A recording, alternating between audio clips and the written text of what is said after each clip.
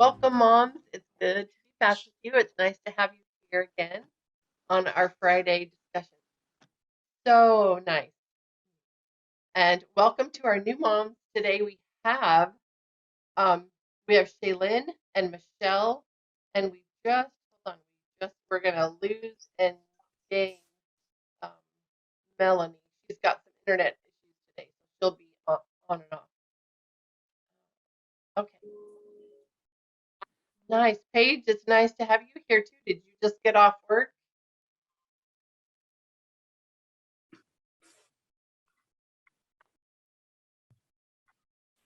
Sorry, I was trying to unmute.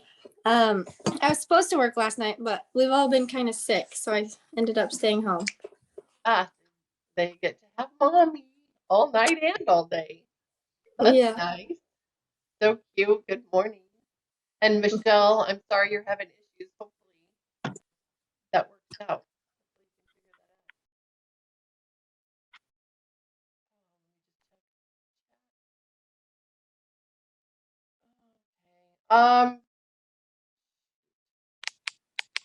Okay, mamas, shall we, hey, Lindsay, can you host it? Are you in a position today to host it? What am I posting? Host, if we cut this call and we try it again with you hosting it. Hosting, yeah. I thought you said to post something. Could we do that? Yeah, I can, yeah. Can you let them know that that's what we're doing? In case my audio is cutting out for some. Yeah, I think it's working okay. It's working enough. I just noticed that it was kind of glitchy, but then when other people would talk, it wasn't. So I thought maybe it's yours is just a little bit glitchy, but not enough. We can still understand. Okay. It sounds like everyone else can hear you, so maybe it's not you. Okay. Well, let me know, guys. Let me know if it gets bad, and then we'll switch to Lindsay. We'll just drop it and we'll start over with Lindsay hosting it. It's just I'm over at the beach, and sometimes a good, really clear connection. Okay. So you're at the beach again? Just for a couple days. It was my anniversary, our anniversary. I was just gonna say happy anniversary. Thank you. Thank you. Okay, so I think I win, but maybe not. Some of you get married really early. I got married late. I have 32 years. Anybody more than me?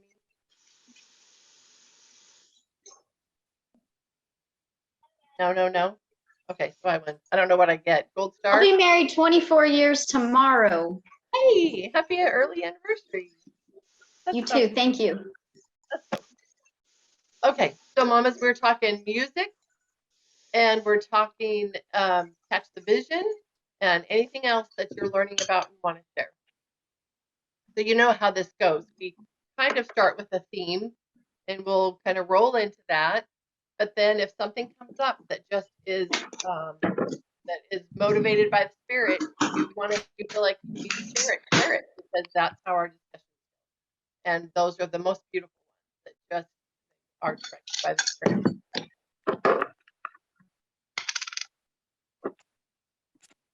So I'm going to give you guys a moment to see if there's something that somebody knows they want to share right off. Something that you've been thinking about this week, something from your own personal studies or experiences that you think I just really need to share this. Aiden?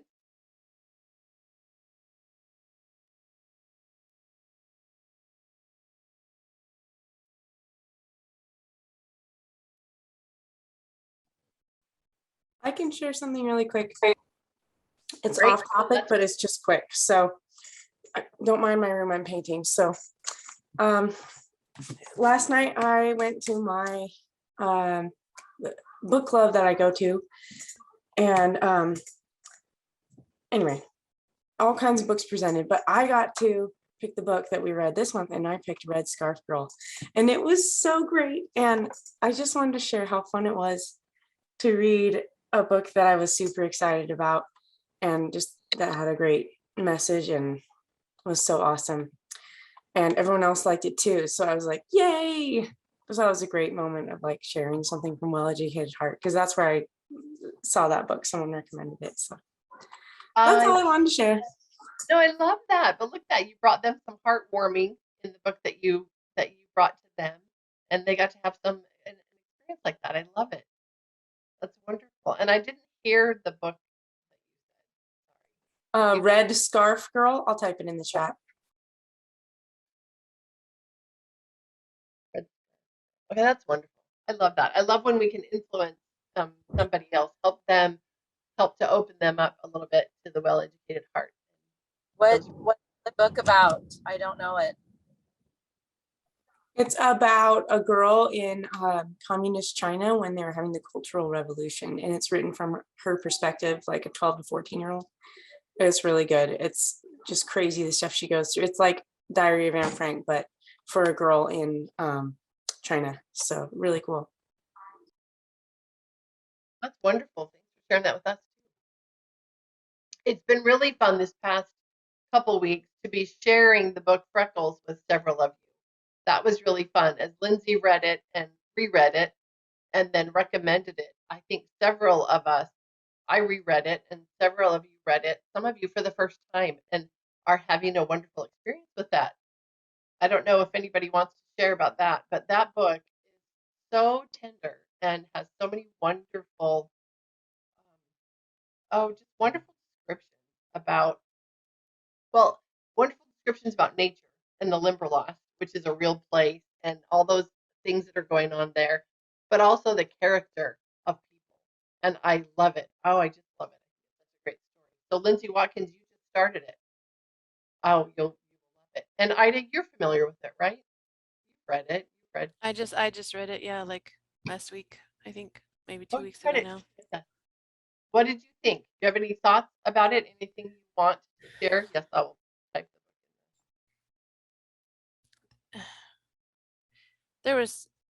I really loved it. It was just such a good book. I love all the parts about nature and music that I saw in there, like how much he was influenced by those things, in his life. And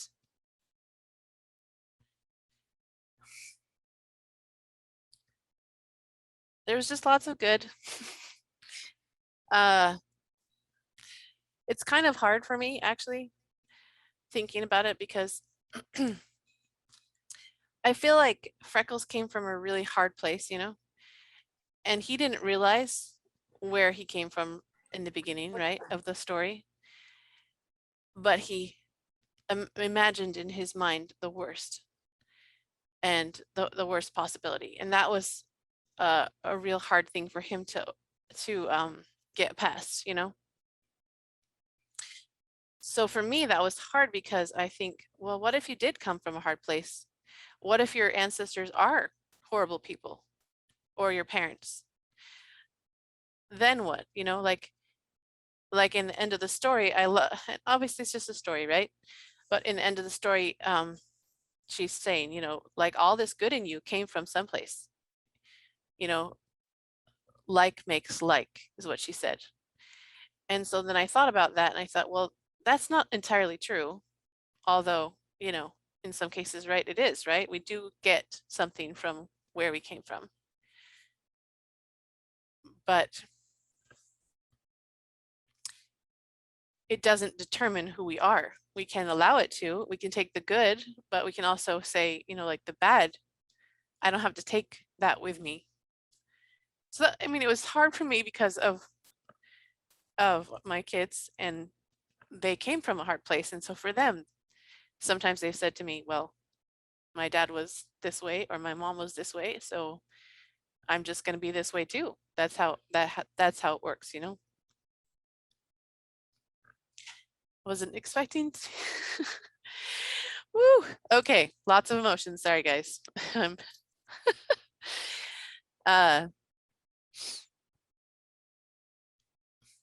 But I loved it. And I love the story. It's beautiful. It's very sweet, and I feel like the power of nature is profound. Like just being out and seeing the beauty of God's creations is really just profound.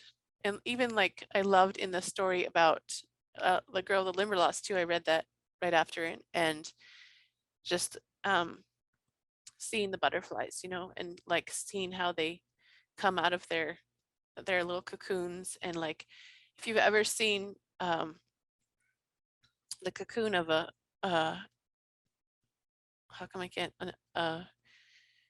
butterfly, monarch butterfly, sorry, monarch butterfly. If you've ever seen a cocoon of those, they're so beautiful.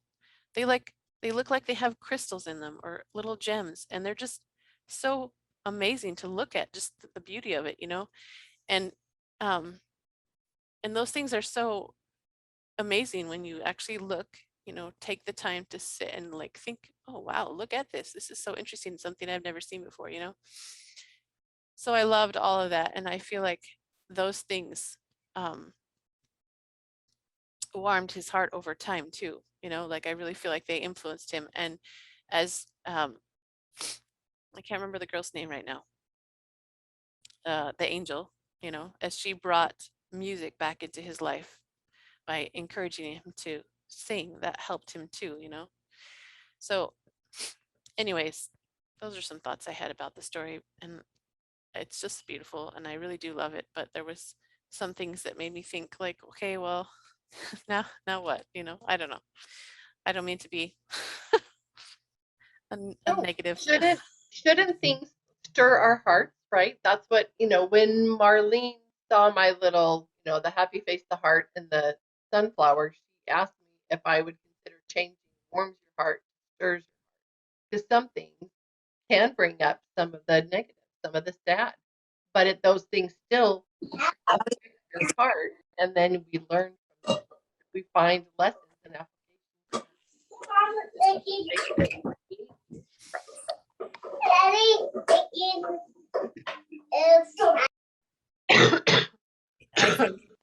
I think that's true. Like, you know, this story I think I shared a couple weeks ago about the son who had died, and the father was praying about it and asking, you know, like, God, take this pain away. And God's like, I can take the pain away, but then I take the joy goes away too. So you can't have one sometimes without the other. You can't have one without the other. You don't understand pain. You don't understand joy if you haven't felt pain, right? You don't understand the hard if you haven't had the good. Both, you know, you have to have both, because otherwise you wouldn't really truly appreciate the joy that you experience or the good things that you experience if you didn't have also the challenges. Okay, I'm done. No, it's wonderful, Ida. It's wonderful and it's beautiful. And you know, this is what happens here. We get vulnerable and we share those tender thoughts that we're having. So thank you for doing that. You know how to do that. Lindsay Bunting, can you share a little bit of your love for that book and what you love about it or what you learned from it? Why it's so special to you? It was so like new and raw last time I shared about it that it was easier. But now to think back on it, and Ida and I had talked about it, and I had thought about it from your perspective, Ida. So I'm glad that you shared today, because it had been on my heart a lot. Like, yeah, what if Freckles had found out, you know, something different about who his parents were, and yeah, what does that mean? But I like what Lori put in the comments, that ultimately we can all look back to where we came from, that we have heavenly parents, and that they wouldn't have created something bad, that we all were intended to be good. So I think that's good. Trying to remember some of the things that I shared about it initially. But yeah, just the healing power, and Ida and I talked about that too, just like she said, the healing power of nature, like how incredibly healing it is. And it's been fun, like you said, to watch Ida go out there with all of her kids, and to see what it can do to a family, like, despite language barriers or background or whatever, like nature's kind of a common ground, like it's a universal language. And so I love that. I just love that we can just go outside, and that Heavenly Father's given us this gift to just marvel at and to warm our hearts. And it's just so easy and simple. So I got those things from it.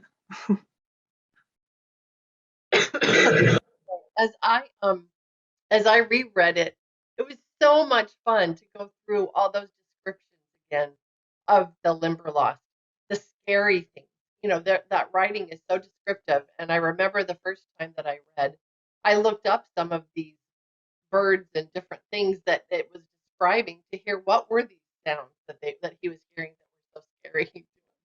And that was kind of fun, and I learned some things. And I think that when you're going after knowledge, it just feels good. That part just feels good. But then the tender part, he was describing his life and his feelings and his experiences. And, you know, it does really, especially, you know, if you have some history, some background, something to connect it to, then it can be really painful. But there are lessons to learn there. And I do think so much, it is so important for us to remember where we ultimately come from. That should be a way that we can ground ourselves and be able to feel that love in spite of whatever our earthly experiences are. And I know it's kind of very geeky of me to put a Star Wars reference in my comment, but you know, I do love that part of the story in Star Wars where Rey finds out she's a Palpatine, and they ask her, "What's your last name?" And she has a choice, you know, and she says Skywalker. She's gonna adopt that family, and because of who she has become inside and who she sees herself as, what she sees her potential. And I love that. And that's a choice that we get to make as moms every day. Who are we going to listen to? You know, who are we going to be? Do we want to take that higher path? Do we want to become who we have the potential to become? Or do we want to kind of wallow where the rest of the world around us? I don't know. Anyway. I love that. I love how you tied it into Star Wars. That like ultimate like battle between light and dark. And I just love it. But yeah, I like that you brought up that part about Freckles too, how he just like has this overwhelming desire to learn. And it's not because he's grown up learning every day. It's just he finds something he wants to learn about. It's just, yeah, I just love that. Like he found something that he's passionate about and will give anything. I love that part in the story where he was like, he thought books were so expensive. So he's like, I'll give all of my money to buy a book about this, like one book. And then he finds out that they're not that much and he's got plenty of money. And it's just so cute. He's like, I'll give anything to just learn what this is. What's this called? I love it. Yeah. Oh, I love that too. I love that point where before that moment, you know, he's frustrated because he wants to know more about these things. He's become so familiar with them, but he doesn't even know their names. He doesn't even know what the different birds are called. You know, and as he has that experience of, you know, he kind of has some aha moments as he's starting to put some things together and figure some things out. But that you can just feel that excitement and that desire. And I love it. I just love it. And I love the follow-up book. I loved watching how his desire grew because he started to, you know, he was there. First of all, I feel like boredom, right? He had nothing else to do. Right. Sometimes I think that's a really important thing. Like we're not supposed to just entertain our kids. Like they need sometimes to just have no other distractions, no TV, no music, no phones, nothing, just downtime, right? But then I love how he was there and he just was like, wow, this is so cool. And he just, you know, was interacting with his surroundings, right? And started to like make connections with them, even though he didn't know. So then he's like, well, I don't even know what this is called. I want to know the name of this bird. Like, and he had a desire to share it with other people. So that's when you really learn something. You really are excited about it. You can tell because they want to tell you and they want to tell other people about this cool thing that they're learning. And they didn't know, like, it's like totally the heart way, right? Like instead of like, let's tell you the name of this bird. Now let's memorize this bird and let's memorize the colors and learn all these facts about it. It didn't start that way, but he learned it like deep in here long before he knew the name of the bird. And I love that. That example, that book for that lesson alone is such a treasure. Such a huge treasure. Just to learn that truly interest can fuel that desire to learn more, and to become a passionate learner. I think she's such a great writer for that. Jean Stratton Porter, her love was nature. She's a naturalist, and she wanted to write as a naturalist, but the editor said those books won't sell.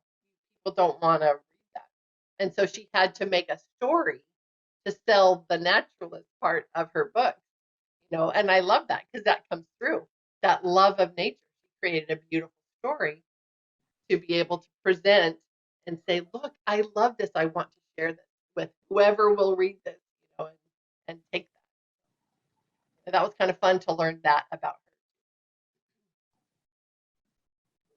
But do you let your kids get bored? Do you let yourselves be bored? I mean, that's really truly. As a mom, you might even think, okay, she's nuts. I'm not even going to listen to her anymore, because how do I even have time to be bored? I'm a mom. I don't have time to be bored. You need to somehow find some quiet time in your day, even just a little tiny bit, so you have some time to be alone with your own thoughts and to be inspired. But your kids really need some time to be bored. No screens, no nothing, no work, nothing to occupy them, but just time for them to kind of explore, what do I care about? What do I like? What am I interested in? What might I want to do if I had some time? What examples do you have? It's hard to see it usually in our own life. If you have some from your own life, great. But often it's easier to see that in other people's lives. So can you think of an example of a time when your kids were bored and something great came of it? I have an example, not from my own life, although we've had plenty of board days, I think. But my older sister has 6 kids, and I think she disconnected the cable, or they got rid of their TV for a while for some reason, just like unexpectedly kind of. And so they didn't have that for a long time. It was like over a year. And during that time, her kids started reading, all of her boys, like crazy. Like they were like picking up books all the time, and like she was just like do, and she was reading a lot more too. And so she'd get these books and they would be like, oh, what's this, Mom? And then they all started reading tons. It was really kind of funny, and we joked about it, like look at all the kids are reading. She's like, yeah, because we don't have a TV or anything to do, so they decided books are pretty interesting. And I think for my kids too, like there's been times when we like watch TV more or whatever, but there's been a lot of times where it was like I didn't really turn on the TV very much, and it wasn't just like a free for all. We don't have cable or anything. We just have like a smart, like a Roku TV, with the apps or whatever. Anyways, and they go outside and they play a ton, and I love it. And like they can be out there for hours. And there was actually times too, like after I'd have a baby and we were watching TV, and I was like, I don't care. You can watch as much TV as you want. I cannot handle anything right now. I have this new baby and I'm just trying to figure out life. I think that happened particularly with my last couple, 5 and 6 or something. Anyways, and I was sitting there and I was just like, I can't handle anything. So, I mean, this is how it is. This is life right now. And I remember the kids being like, this is so boring. Let's turn off the TV and go outside. And I was like secretly like, really? This is amazing. I've never seen this before. And so they did. They're like, yeah, let's go outside, So they turned off, because it had been like maybe a couple hours, 3 hours or something, just staring at the TV, right? And they went outside and played the rest of the day. And I was like, maybe this is an interesting strategy. I could just like overdose them on TV for a little bit. And then they're like, I hate this. Anyways, so maybe a little both is good. I don't know. That's so funny. It reminds me of my girls, each of them, um, with their first real experience with junk food, was girls' camp, the first year of girls' camp for each of them. And because we eat pretty healthy and we don't buy junk. We'll have sodas like when we have a special family barbecue or something, but otherwise we don't drink soda, like all this.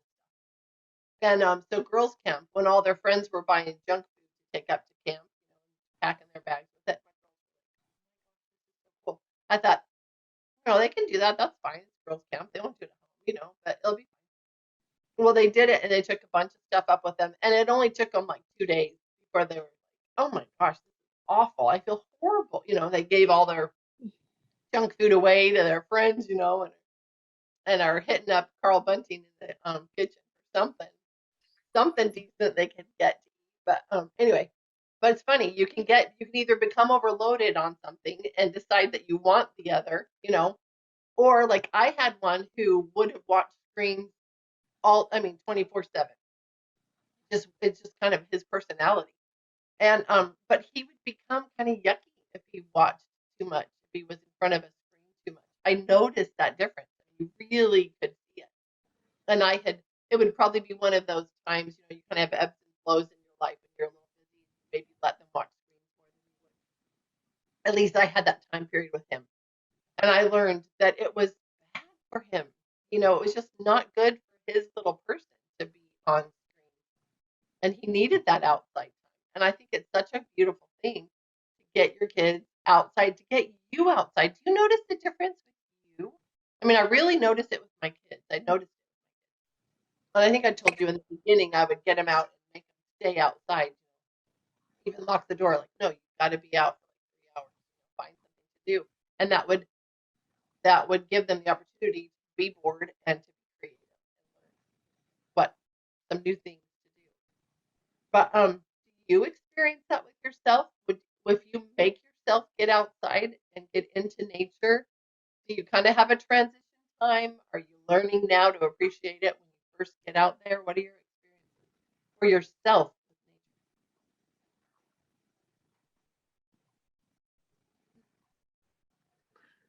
nature? Well, I'll share something real quick.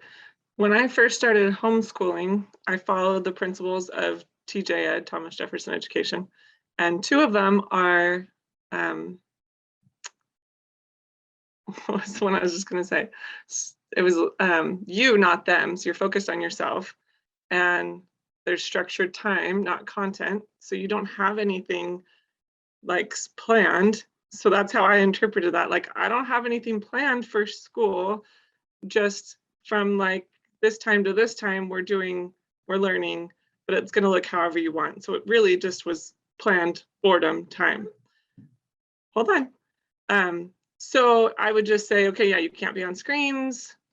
You can't just be like sitting around doing nothing. But even then I would let them just sit around doing nothing. But it really, like, they was just like, here, you go do whatever you want to do, and I'm going to do what I'm doing, but these are the things you can't do.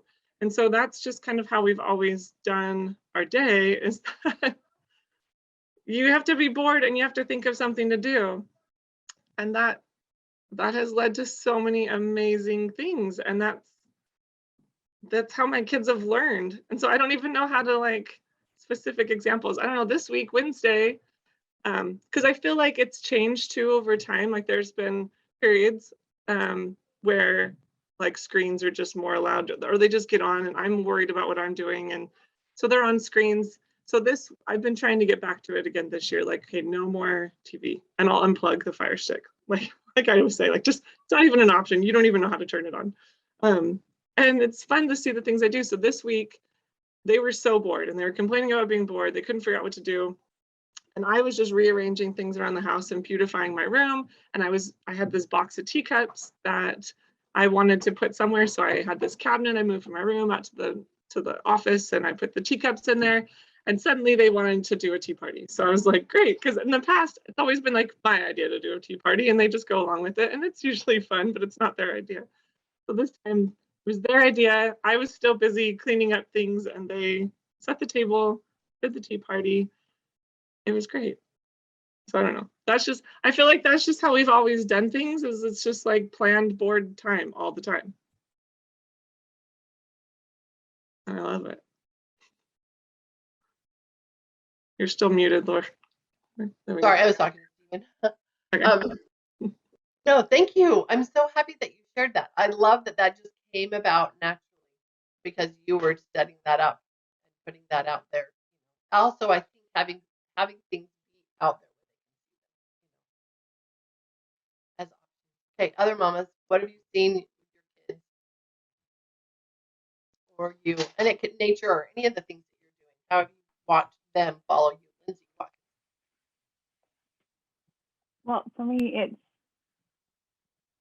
getting them to think outside of if your plans go awry. So we were planning on going swimming one day, and I took them to a homeschool swim instead of the open swim because I thought, oh, it'll just be older kids as opposed to all the little kids that come to open swim. And it turned out to be a very structured class, and my kids were not going to have any of that. And their friends that came along with us, they weren't either. So we ended up leaving, and in the same parking lot, there's a little park, but not anything fancy. And the kids were super bummed. They were all grumping because we couldn't do the swimming. And so we actually, the other mom and I just sat there for a few minutes and we're like, let's just either they'll keep grumping and we'll leave, or they'll figure it out.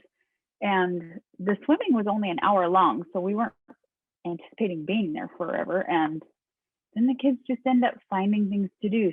So they end up collecting a bunch of leaves and collecting a bunch of acorns, and they end up setting up this whole little shop on the pavilion that we were sitting at about what they were going to sell at their market station. And we ended up staying there for 3 hours. And they were just so excited because they were like, that was so much fun. That was way better than swimming laps. And, and so just giving them that moment to just either figure it out and enjoy yourself, or we can just go home and take a nap.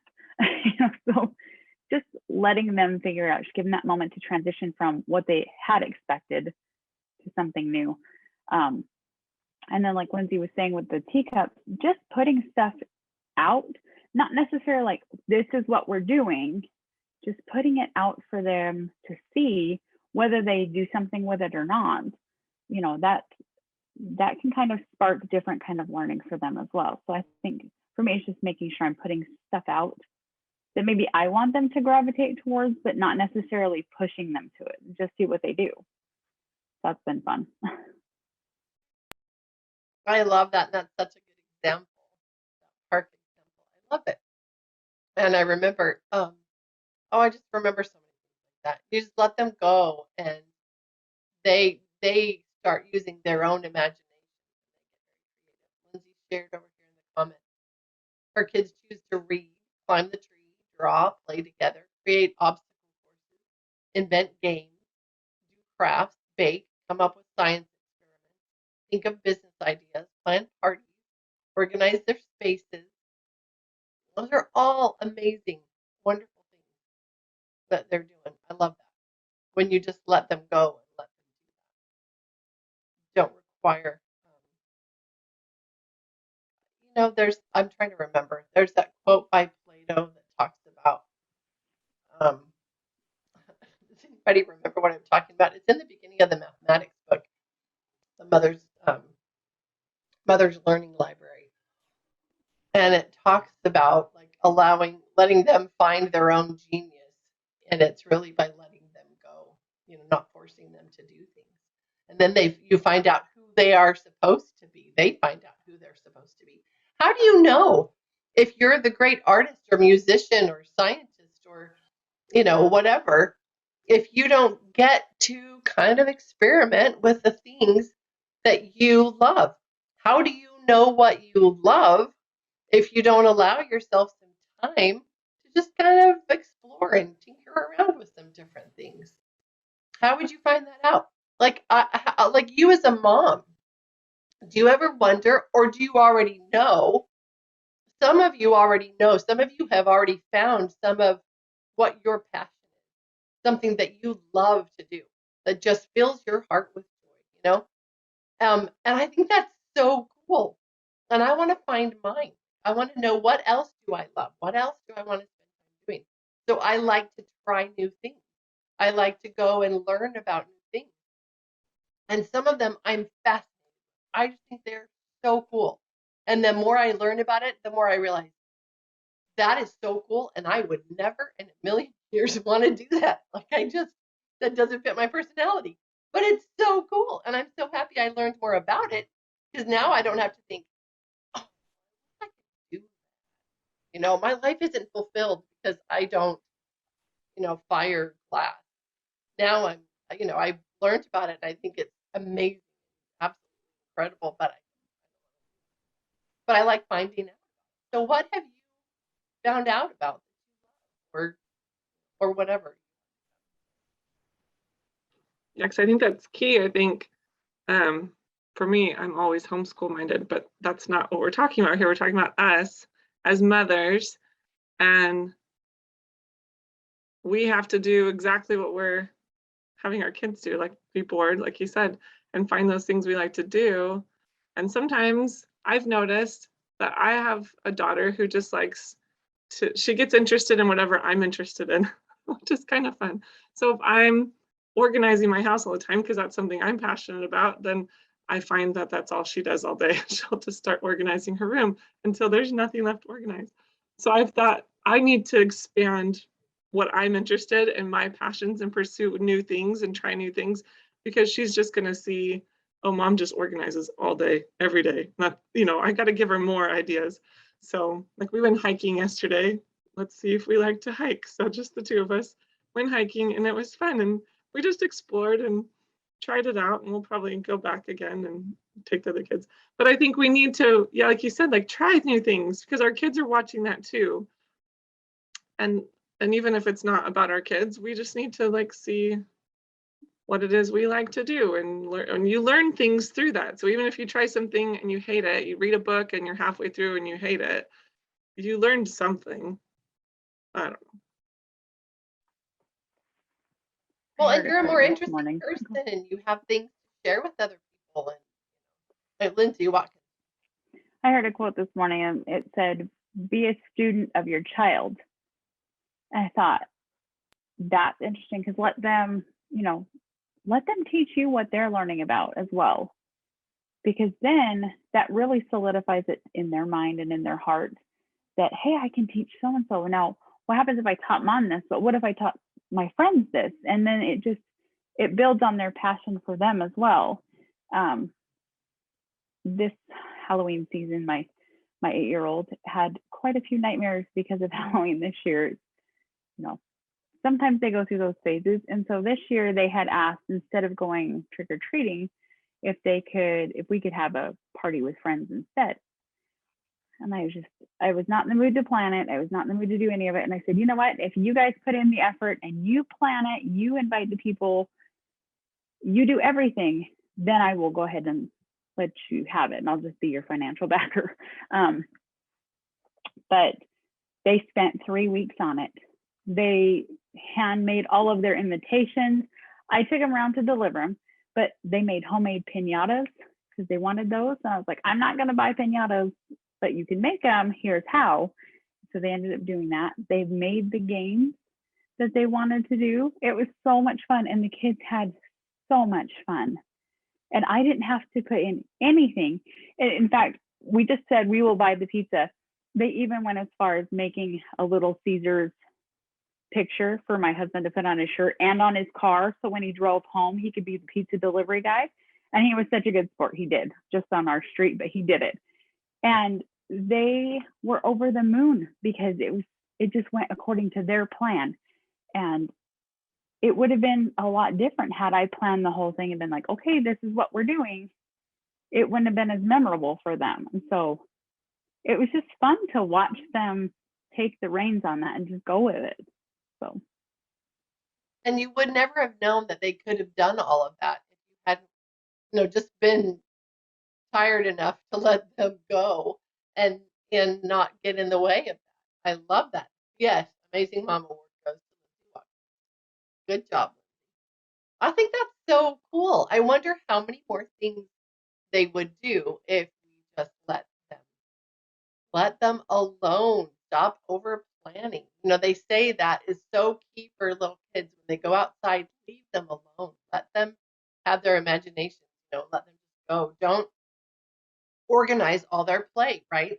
Their play is how they learn, right? We're learning all these things, especially from Jenny, 1,000 Hours Outside. She's always putting so much out there about learning, about play, I mean, and how that is how kids learn. And I love that. I love her resources. But just let them get out there and let them figure it out and have those experiences. And then figure out how you can do that for yourself, how you can do that.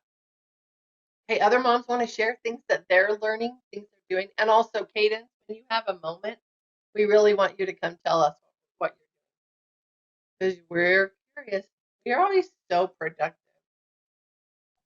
What's the question? What is it you're working on? What are you doing? Oh, I'm just painting my bedroom.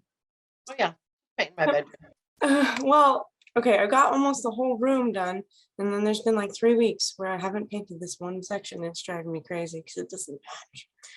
So So we're all just sitting here on our comfy bottom. And you're up painting your bedroom, getting stuff done. Good for you.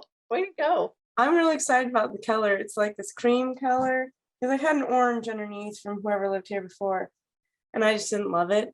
So anyway, Yeah. so Oh, it's how nice nice. to I love it. fresh What paint. room is it? Where are you? This is my bedroom. Okay. Where you redid the side table. Sorry. Oh, you showed us that side table before that you redid, remember? Oh yeah, this thing. Well, that's the back of it. Yeah. No. Yeah. Yeah. No big deal. Okay. You're so No. sweet. Thank you. We were just curious. Okay, Mama, share. What have you learned? What hobby, what something did you learn that you love that you didn't know that you loved before? I'll share one thing. Awesome. I've learned that I love reading books.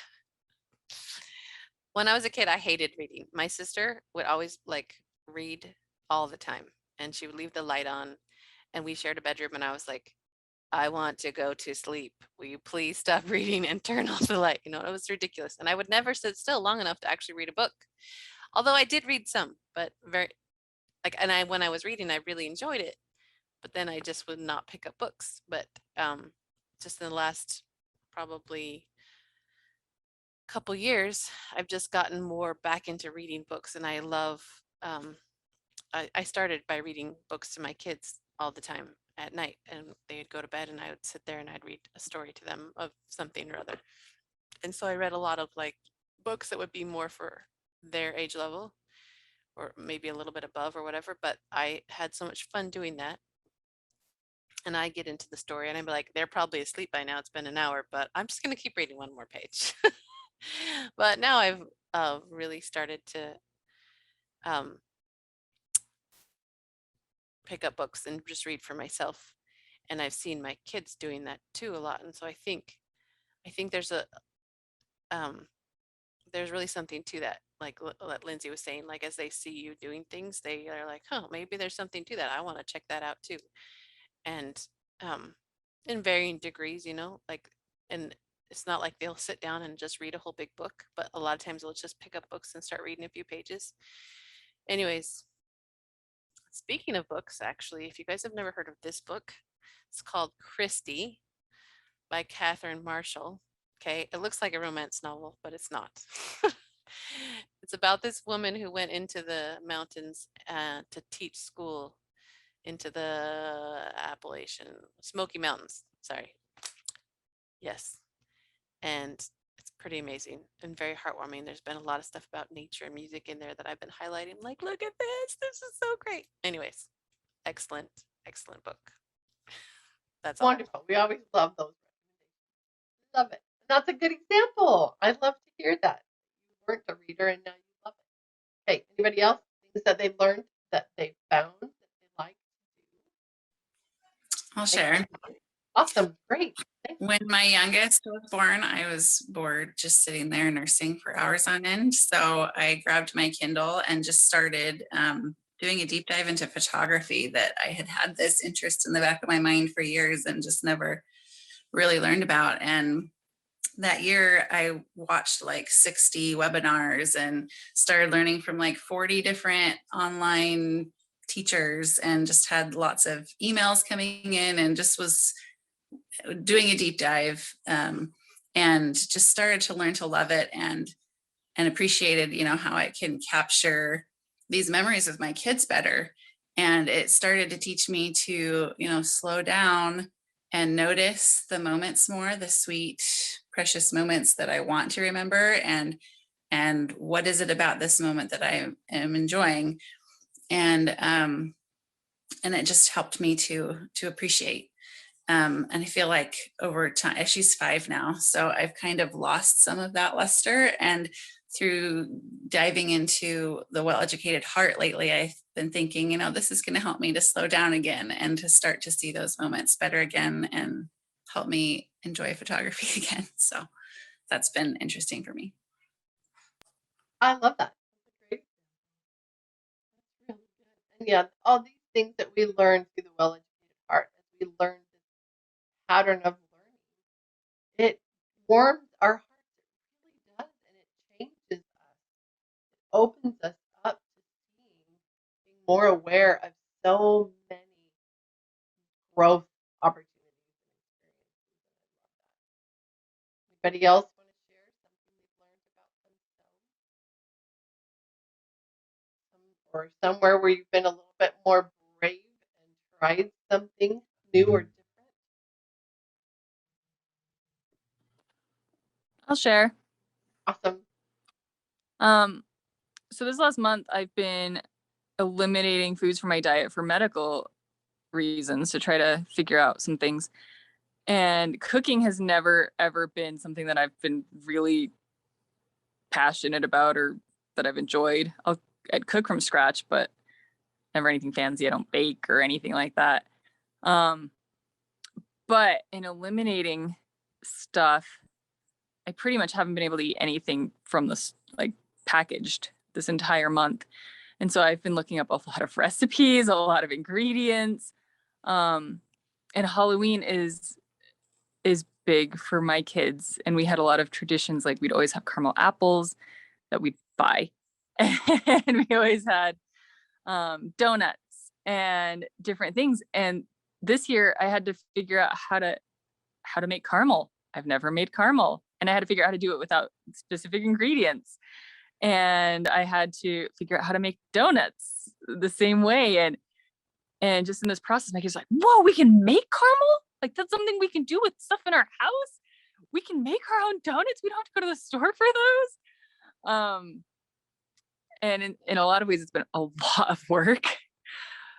But I didn't know how to make, I didn't know I could make caramel with, just stuff I had in my house or whatnot. So I've been learning a lot.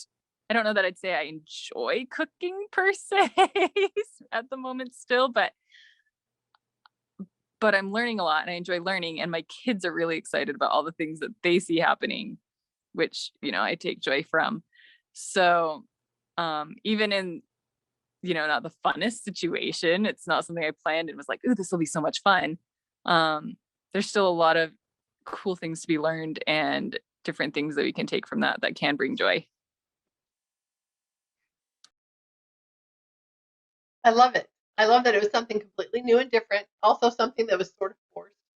I mean, you chose to make those changes for your diet, but still. And then you saw all these really good things. Okay, Rachel brought up a thing. It's a real thing, that struggle for trying to find time. So hard. I will say, I believe COVID brought us such a gift in the COVID lockdown time. Such a gift by giving us an opportunity to see you can let go of some stuff.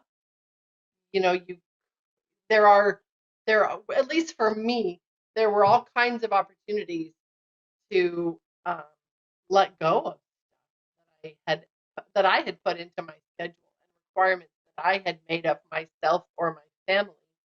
I got to rethink those. That was really helpful. And Lindsay Bunching, I love that principle. I loved when I learned about this. So Lindsay, you want to share about that? Why don't you? I know you put it in the comments, but why don't you share that? I think that's such an important thing to have as a tool in our toolbox. Yeah, I know we're all here because of Well-Educated Heart, but so much of where I started with my Well-Educated Heart journey came from the principles of TJ Ed. And I think Ida Yeah, Ida, same, Lori, same. And so one of the things they teach is the 6-month inventory and the 6-month no, where you kind of go through your house every 6 months and you just get rid of all the stuff that's not needed and that just needs to get out of your house. So I know a lot of us already do that, but I love the 6-month no, where you look at your schedule, you look at all the things that you're doing, all the things you're committed to, classes, sports, whatever it is, co-ops, things, and just say no to as many as possible that you feel like should just, like the same as cleaning out your house, you just clean out your schedule. And then, so if you're feeling like we just don't have any time at home to be bored, then you go, okay, what can we cut out? And just, if they're not necessary, if they're not callings that need to be done, if they're not, I don't know, then even if it's just for like those 6 months or that season, those 3 months, just to like clean it out and be bored for a season and then pick back up. So we kind of go the ebb and flow. And I think a lot of things in life have an ebb and flow where you have a busy season and then a slow season and then busy season, slow season. So it doesn't have to be a permanent no, like you don't have to leave a co-op forever, but maybe just say, hey, we're going to take a 3-month break and see how that feels. And I don't know, it's just kind of, we don't have to commit to things forever. We can pick and choose when in our life we do them. When you're in the habit, you're in the middle of all the things. I think it's really hard to do that. You know, like after my 5th and I had like postpartum stuff that was really bad, I literally couldn't do anything and I had to say no to everything. So we weren't in co-op, we weren't in sports, we weren't doing anything. We were just at home. Actually, we weren't even at home for a while. I was just in bed most of the time. My kids were at my sister's house, but I realized like when we're feeling that kind of stress in our lives that we don't have time, we're doing too much. And it's really like, we think like, it's hard for me. Like, I'm like, well, there's like, you look at like, for example, a co-op. Well, it does bring value because it has this and this and this, but also it has these other things and it's stressful and like every day or every time I have to go and like all these things I have to do. And is that really important? And so maybe if you think about it, like right now, my kids really need what? What do they really need most right now? What does our family really need right now most?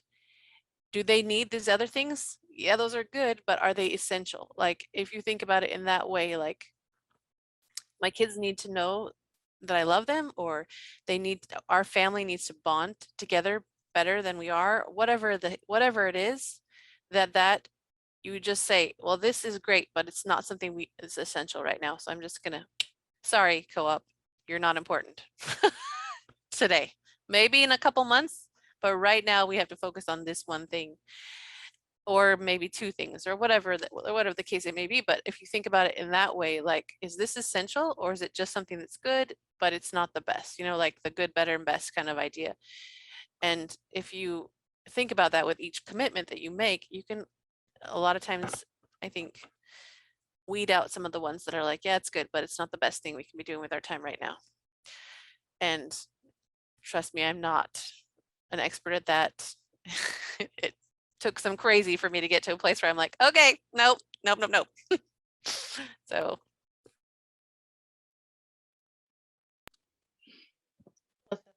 I think that's great, Ida. Rachel, I think I constantly have to remember how to focus on like the core and central things and reevaluate what those are at the moment and whatnot. But I after one of my deliveries, I had a bad hemorrhage and the doctor told me, I want you to have help in your home for the next 8 to 12 weeks. And your only job is feeding this baby, feeding yourself and your other kids, obviously, and keeping yourself sanitary, basically. He said, you are not allowed to do anything else for the next 8 to 12 weeks. And I was like, I have a newborn. Are you kidding me? I have other kids. There's absolutely no way I can have help at my house for the next 12 weeks. But like, he really pounded in like for the next 8 to 12 weeks, you are feeding and you're bathing, and that is it. That is the bare minimum. That is what you have to do. That is what is essential. And sometimes just in my day scheduling and whatnot, I have to kind of think about that because I don't want to be forced to do it again. Just think about what that looks like for our scheduling or for our spirituality or whatnot, our emotional health. And say, if I literally took this to the bare bones, what would it look like? And then build up from there.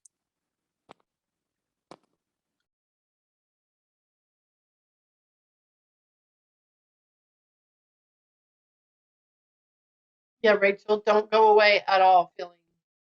I mean, you know us.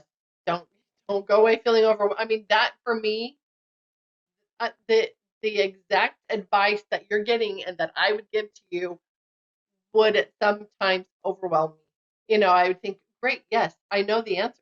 However, I'm overwhelmed at the task of trying to figure that out or make those changes or whatever. And that would just make me cry. You know, great. I love that you all understand, but you're not here and I'm the one that has to do it and I don't know what to do, you know? And please, you all know, right, that I'm not discounting anything you said because I said it too. And it's true and it's the answer. But sometimes when you're in the moment, the answer, even the right answer, is just overwhelming. Overwhelming. But Heavenly Father knows exactly how to get you through it. I lately have been going one hour at a time, praying and saying, okay, how do I get through the next hour? What do I do? I need the answer. I need just direction for the next hour. And that's as far as I can get. And that's okay. It's been okay. But it's overwhelming at times for me. And I go hide in my room and cry for a little while and then I come out and okay. But it's just hard. Yeah. That's how I feel, but with a real different. Oh, sorry. We go to Lindsay. Take care of ourselves now, or let someone take care of us later. Thought it's more daunting. That's how I feel. I just says, but with a different set of challenges. I don't even know what to ask in prayer sometimes. Say that. Yes, yes. You just say that. That's what I do. That's what I'm learning to do is just say, Heavenly Father, I don't have a clue. Obviously, you know, help me. I don't even know what to ask. I don't even know what to need. What I need. I just know I need something. I am feeling overwhelmed. Yes, I'm grateful. I see the blessings. I do. And here are some of them, just so that you know I'm not ungrateful. I see the blessings, but I don't know how to function. I don't know how to get through my day. But he'll tell you, say, you know, just go and do this. Go do this one thing.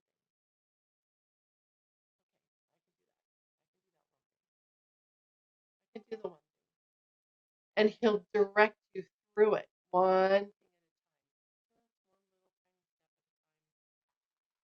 time. And when you start receiving some direction, especially if it goes against what you think inside, especially if it's the really hard stuff, try to embrace that because that's the stuff where he's trying to help you really make a change. He loves us so much, I know that. But sometimes as we're struggling and we're right in the middle of it, you know, you have friends you know too that you're talking with that are going through stuff and you think, life is hard sometimes, full of blessings, so many incredible things. It's hard, but it's supposed to be that way. Those trials are the things. I was going through my scriptures, looking for some direction, and I came across some notes I'd written before, just saying, I was just asking, maybe it's just supposed to be full of trials and tribulations and problems because because it's the only way for some of us that we turn to him. You know, I mean, that's my issue, but that's not for everybody. But sometimes I wonder. Okay, Melissa, I got to do it. Sometimes I feel like bread dough. I want to grow, expand, and rise. Sometimes I need to punch myself down and start again, learn more, and become what I'm meant to be. That is a great analogy, Melissa. I love that.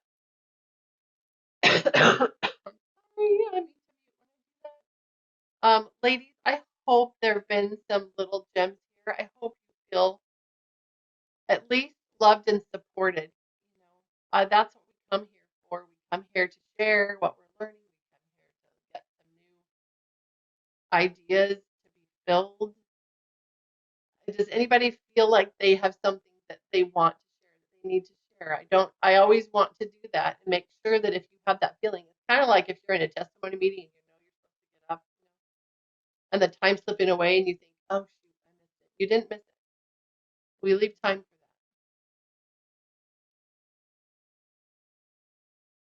If anybody has that thought or feeling, go ahead, Lindsay. Can I say something real fast? Oh yeah. Gotta be quick. Does somebody else want to talk? No? I just want to say, I think we are always on the edge of being in experiences that are very unique and individual to our lives, right? And feeling like other people don't understand.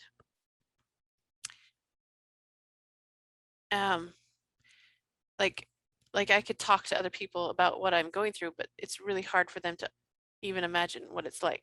You know, like even if other people have adopted children, it's not exactly the same situation, right? Or whatever the case might be.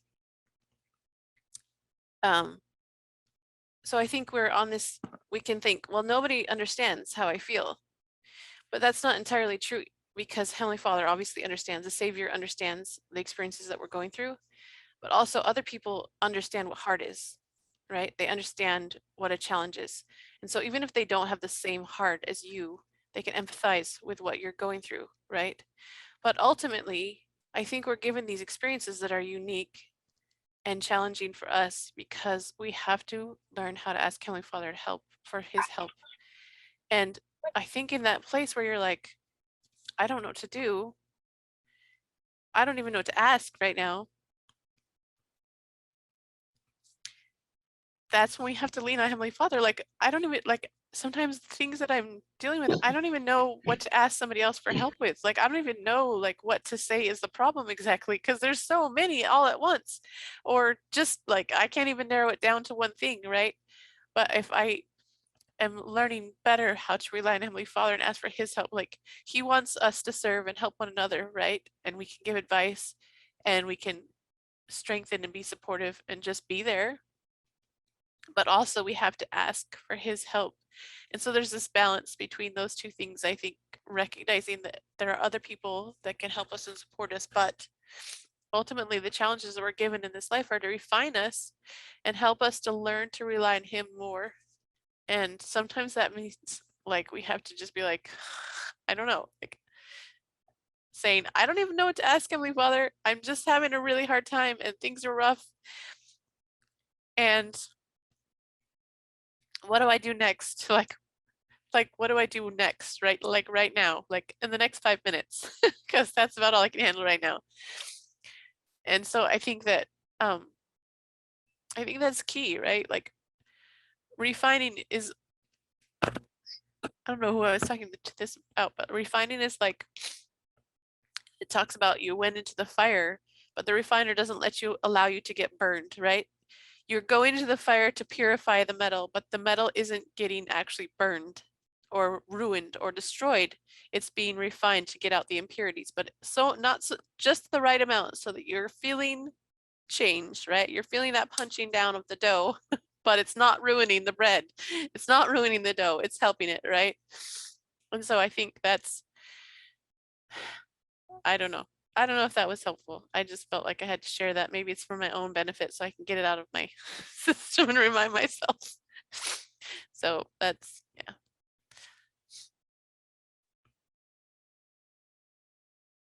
Yeah, that was beautiful. I loved it. Lindsay Bunting, were you going to share? Yeah, Ida, that was so good. So sweet. Emily says that prayer, giving it over to the Lord and using the atonement of Jesus Christ is where the strength to overcome and decide comes from. So true. Lindsay Bunting, were you going to share something? You're cutting out on my end, so I just keep hearing my name. I'm assuming you want me to say something. Earlier, I was going to say, Ida made the comment that sometimes we don't even know, I think it was Ida, we don't even know the words to say in our prayer. And that reminded me of a pattern I'd been seeing in all the talks that I was reading. And it could have just been random. But I noticed that in a lot of talks, the prophet and the apostles were giving us the exact words. Like pray for this, pray, say this.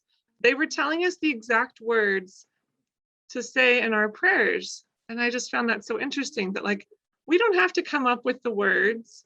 We can take the words from others and use those. And I do that so often. Somebody will say, oh, like Lori has given me examples, like I will pray to know what to do for the next hour or whatever. And like, we can take ideas from others and use those in our prayers. And that's just as powerful. And so I love that. I just love that we don't have to know which words to use.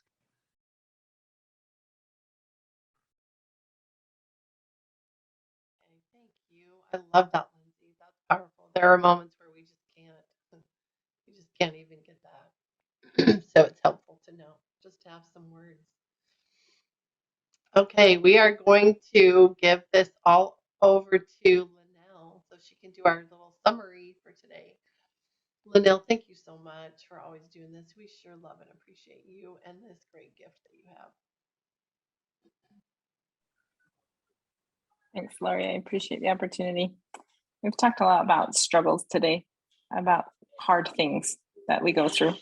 We started talking about Freckles, and Ida shared that he came from a really hard background, and she related that to her own experiences.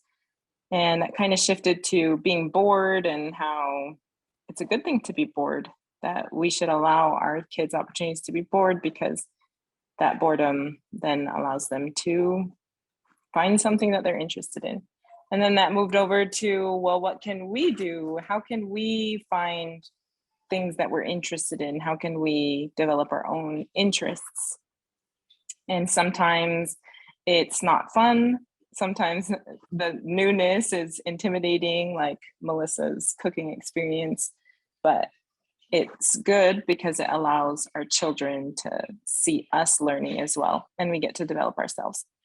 I had an experience recently with my daughter. I love to cook, I especially love to bake. And my 2-year-old daughter loves to be in the kitchen with me. She's a very zealous helper. And she will ask to help. And sometimes I don't want her help. And so I'll try to send her to go do something else at the time. But she is very independent. So she grabs a stool or she pulls up a chair and she climbs up herself. And then she's very observant and she'll watch what I do and then she'll mimic it and she'll try to copy everything that I do. She'll try to measure things. She will even take her stool to the drawer and pull out her own spoon so that she can do what I'm doing and she will be mixing with me. And so sometimes it's cute. Sometimes it's really frustrating. A lot of times I'm in a rush and I don't want the extra help. I don't want the extra mess. I don't want her help, but it's gotten to a point that it's kind of grown on me, where one time she was napping and I missed her because she wasn't there with me by my side and I couldn't share that experience with her. But one of these times that she was very excited, eagerly helping me, Heavenly Father taught me a lesson. And he often teaches me lessons about my relationship with him through my interactions with my children. And she was there trying to mix, flowers splashing all over the place. She's trying to pour in more than I need. And I just want her to slow down. Just let me help you. We got this. We can do this together. Just let me help you do it. But she knows what she's doing and she wants to do it herself because she's a big girl and she's seen how I do it and she wants to copy me and do it all by herself.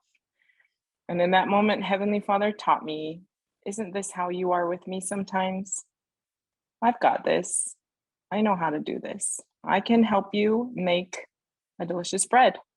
I can show you the steps. And if you will just be a little bit patient, if you will just mix it a little slower and measure it a little more carefully and pour it in at the right time, then we together can make the yummiest bread. And that thought has stuck with me for the past 3 weeks, ever since I had that idea. How often do I tell Heavenly Father, I got this, Heavenly Father, I can figure this out. I know how to do it. I'm a big girl. I can do what you do. I've seen you do it. Just let me do it. And if I just have the wisdom to let him hold my hand and go a little slower, or let him show me how to measure, or let him show me when to put it in and how to plan my day and what to say and how long to cook it and all of this, then I don't have to worry. I can trust in him, I can trust in his guidance, and especially in his love. And so today, as we reflect on the things we've discussed, as we try to apply what we've taken into our own lives, I thought of this poem from our Catch the Vision book. It's the book number 1. And it's a lesson from nature about a moth. A twig where clung 2 soft cocoons, I broke from a wayside spray and carried home to a quiet desk where long forgot it lay.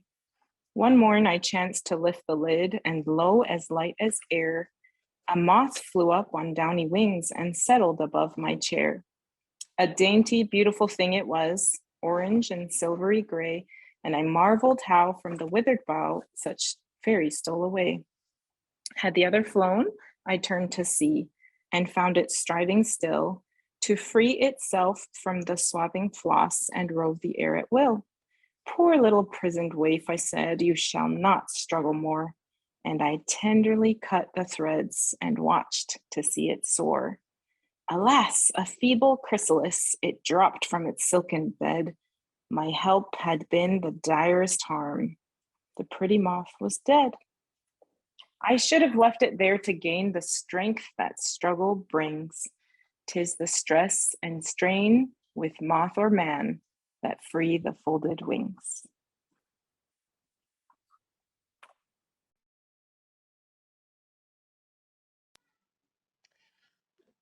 Thanks, Linnell. You make that hard for me. That was so beautiful. I love your summaries. I love how you take all the things that we talked about and make it something beautiful. I love you, ladies. I'm so grateful that we're friends. And for those of you that are new, I hope you felt some love and some encouragement. I hope you go away feeling lifted and feeling like you can tackle another week. And then we'll come back together. And we will come back again next Friday. We'll come together and we'll meet again. And we'll share and we'll learn. And we'll probably cry again because that seems to be the norm over here. But it's good and it's helpful. And tears can be cleansing. And the love that we feel from one another and the things that we share can really help us build those castles that we're trying to build.